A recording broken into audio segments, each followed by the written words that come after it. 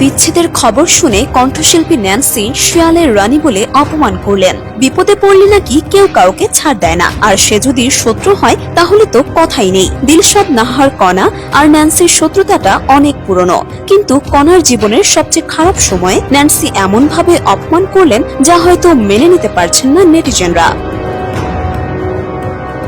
গতকাল রাতে হঠাৎ করে কণা ঘোষণা দেন তার বৈবাহিক জীবনে ইতি ঘটেছে। কণা জানিয়েছেন, জন্ম, মৃত্যু, বিয়ে সবই আল্লাহর ইচ্ছা, ঠিক তেমন বিচ্ছেদও তার ইশারায়। অত্যন্ত ভারাক্রান্ত হৃদয়ে তিনি তার বিচ্ছেদের কথা স্পষ্ট করে জানিয়েছেন। বিচ্ছেদ মানেই বেদনা, বিচ্ছেদ মানেই অত্যন্ত কষ্টের। কণার জীবনের বিচ্ছেদের খবর ব্যথিত করেছে তার ভক্ত অনুরাগীদের।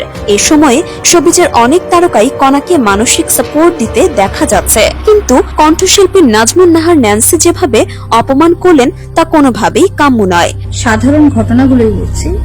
কণার এই খারাপ সময়ে তার দেয়া বিচ্ছেদের ঘোষণাকে ব্যঙ্গ করে লিখলেন, জন্ম, মৃত্যু, বিয়ে, বিচ্ছেদ এর সবই আল্লাহর ইচ্ছায়। বাণীতে শিয়াল রানী। কণাকে শিয়াল রানী বলে কটাক্ষ করে ন্যান্সি অনেক আনন্দ পেয়েছেন, তা হয়তো অনুমেয়। তবে কি ন্যান্সি পুরনো ক্ষোভ মেটালেন কণার এই বিপদের দিনে? ন্যান্সির এমন পোস্ট ভালোভাবে নেয়নি নেটিজেনরা। অনেকেই বলছেন, আজকে এভাবে শিয়ালের রানী বলে কটাক্ষ না করলেও পারতেন। আবার কেউ বলছেন, আপনার বিচ্ছেদের জন্য অপেক্ষা করতেছি, সেদিন কণাও এর যথোপযুক্ত উত্তর আপনাকে দেবে, শুধু সময়ের অপেক্ষা।